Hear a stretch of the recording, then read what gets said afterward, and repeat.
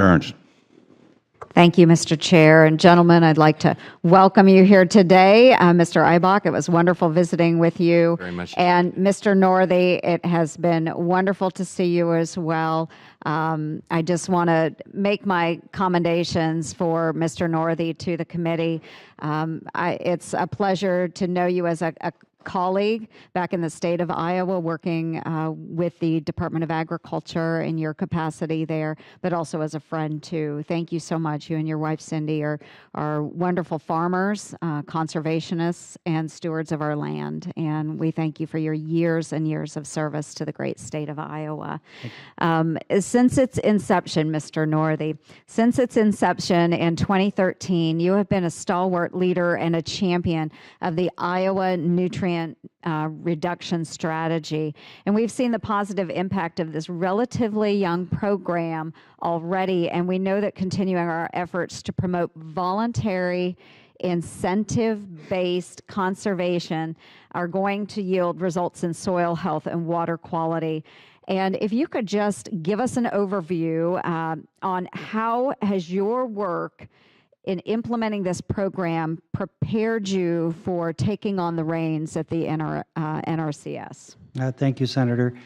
It certainly has been a big part of our work at the Iowa Department of Agriculture and Land Stewardship the last 5 or 7 years. Prior to that, we have always been very active in the soil conservation effort, but as we saw some issues developing, whether it's Chesapeake Bay, whether it's challenges in the Great Lakes, certainly the hypoxic zone in the Gulf of Mexico, and then water quality issues within Iowa as well, we decided we needed to be able to be more proactive looking at water quality issues. And this is reducing nitrate and phosphorus in our rivers, lakes, or streams. Certainly the loss from our farms, but also our urban areas. Mm-hmm. And so I serve on the Hypoxia Task Force, which is a dozen states up and down the Mississippi River. It's 5 federal agencies as well that are part of that. We meet to coordinate conversations about what we're each doing in our states.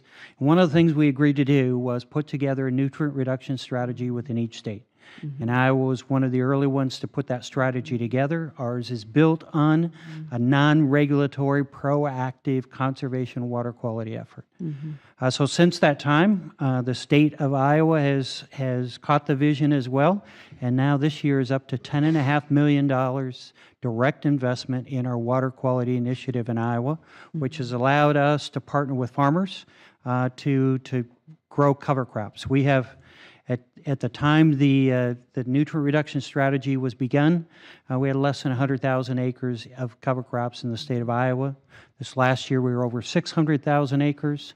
One of our cost share programs this year is to offer 50% cost share to farmers that are interested in adding cover crops, and we had 1,000 farmers sign up for their first year of trying cover crops on their farms.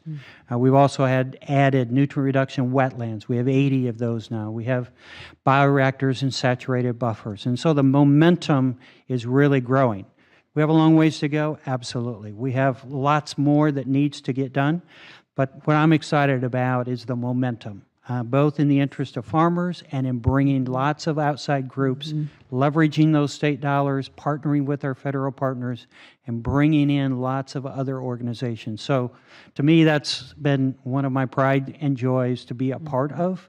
It certainly has taught me the value of working across borders. We took farmers down to Mississippi to see what farmers were doing there. We've been very engaged in different ways, and I look forward to taking that experience to NRCS if confirmed. Fantastic. And I have had the opportunity to go out on watershed tours with you as well, Mr. Northey. And so we have seen what IDALS, the Iowa Department of Agriculture and Land Stewardship, and what the NRCS, our local farmers, our communities have been able to do through a number of those projects that you've just described. But what role has the RCPP, the Regional Conservation Partnership Program, played in some of those water quality initiatives as well? It has been very important. So the RCPP really helps organize folks, bring some federal dollars into partnerships. It creates partnerships because we will get together, and to have a good, effective application, you need many partners, some matching dollars.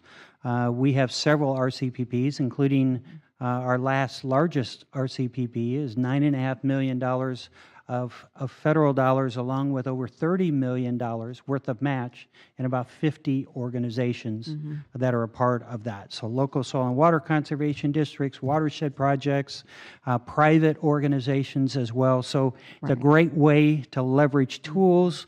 You put folks together in the same room. Sometimes they come even with slightly different priorities, but you find out that you can leverage and get more done by working together. And it has been an important part of that effort. Absolutely. And I want to thank you for that, because you really have been a true leader on those water quality initiatives. And I know that when Iowa came up with their nutrient management strategy, the EPA even was very complimentary of the voluntary process and the engagement that we had throughout Iowa. So I want to compliment you on that. I know my time is expired, but I look forward to working with both of you gentlemen. Thank you so much for your service. I appreciate it. Thank you.